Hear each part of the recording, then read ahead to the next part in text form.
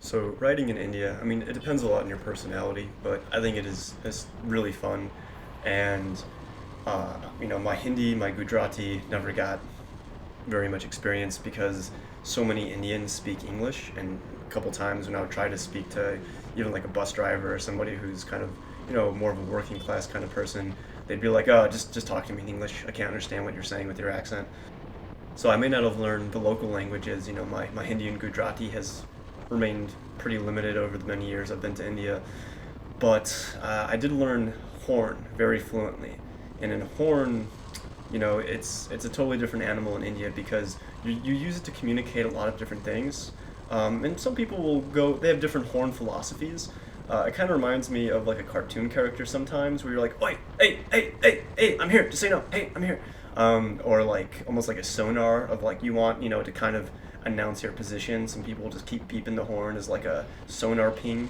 Um, but a lot of times you're going up to somebody's blind spot, you're making a pass, you honk, you let them know like, "Hey, I'm still here, I'm still here, I'm still here, don't hit me. All right, good, we're good."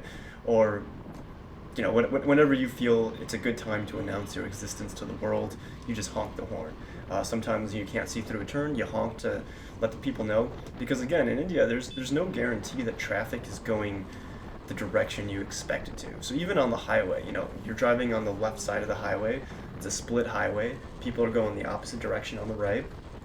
But if somebody's like, "Oh, I gotta make a, turn off that side road there," they'll just, go the wrong direction for a little while.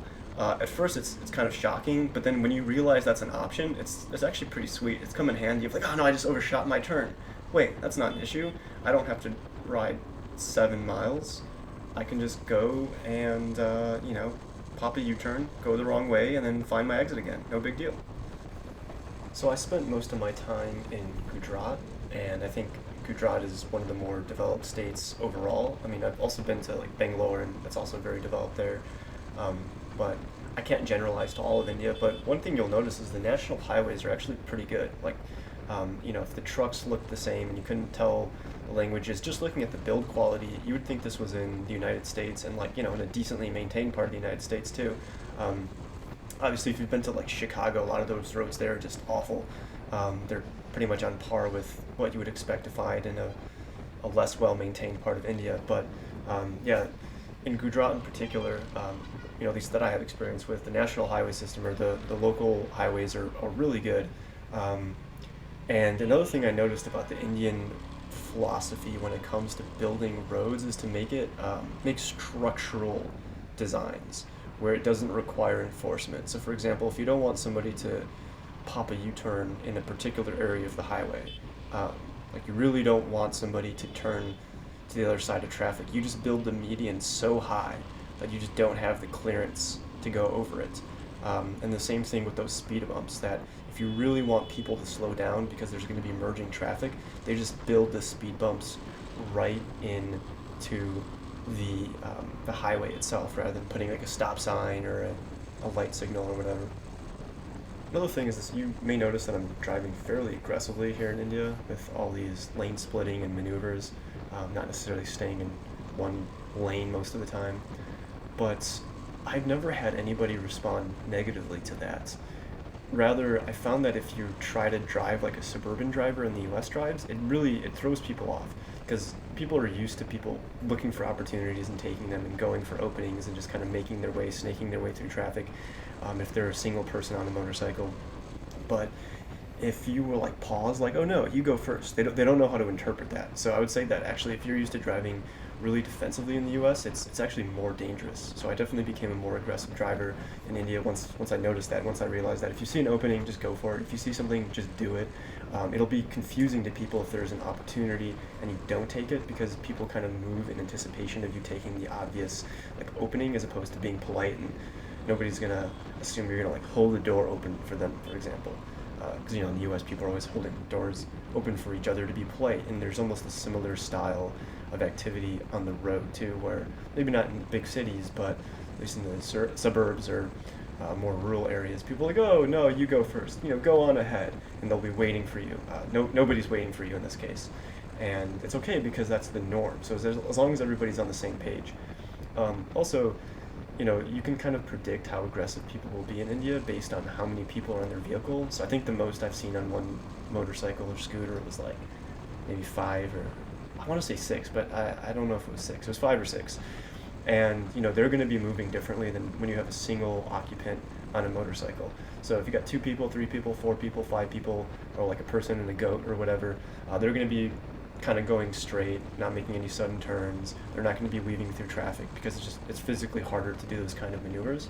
Whereas if you see an individual on a bike, they're much more prone to do weaving. And it also depends, what their horsepower is. But when I was first getting the hang of this, I was with my friend for the first month of riding in India, and he was like, "Oh, India, it's totally different. Just we're gonna take it easy. Just follow my lead. It's a different way of driving." And he then proceeds, to immediately lane split 30 people and zig and zag his way through traffic. Not at all. I kind of just jumped in running, but it was it was pretty fun. This was my second year on a motorcycle when I came to India. It was like starting year number 2. And it definitely made me a more aware driver. And you've got to kind of be aware of your surroundings at all time. But what I was getting at before is that you can kind of anticipate how drivers will behave. I mean, with the 4-wheeled vehicle, it's a little bit harder if it's a car. Some cars will be more relaxed. Some, maybe it's like a driver who's doing it, a professional driver. And they'll be more prone to lane splitting. But at least in terms of 2-wheel vehicles, the number of occupants and the amount of items they have on it is a good predictor.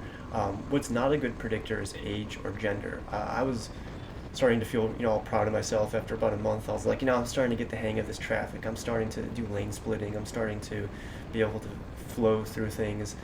And I was in Baroda, and I was starting to maneuver through one area as I was leaving the city.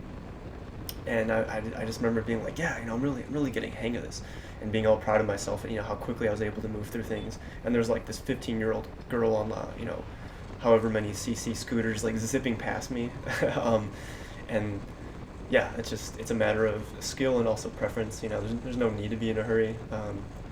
I liked driving fast, but that's by no means the wise choice.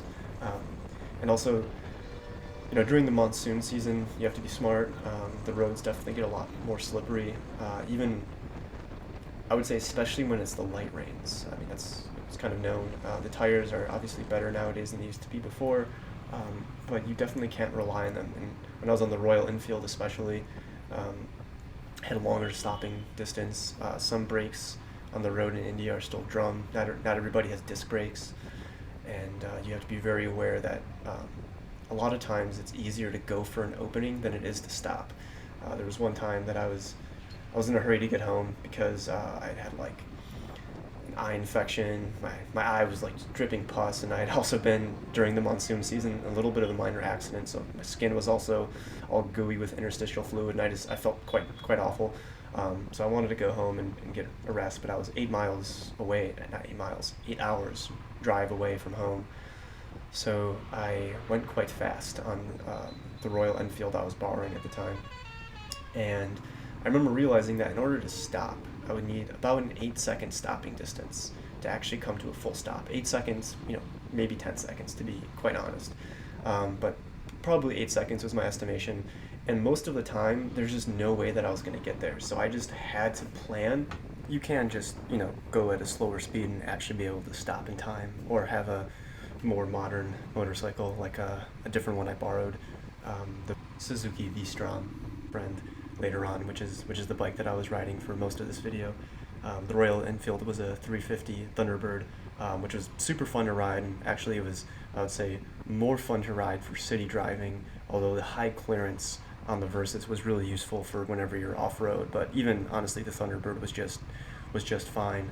It doesn't have as good of a pickup as the Versys did. The 250 Gixxer engine has a lot more immediate response. The Suzuki V-Strom and the Royal Enfield were more than enough on Indian roads. You'll see, people using little electric scooters just fine.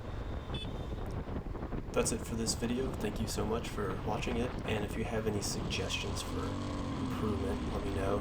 I might try to make a couple more of these since I have a bunch of extra footage, but it's my first try at this, my first crack.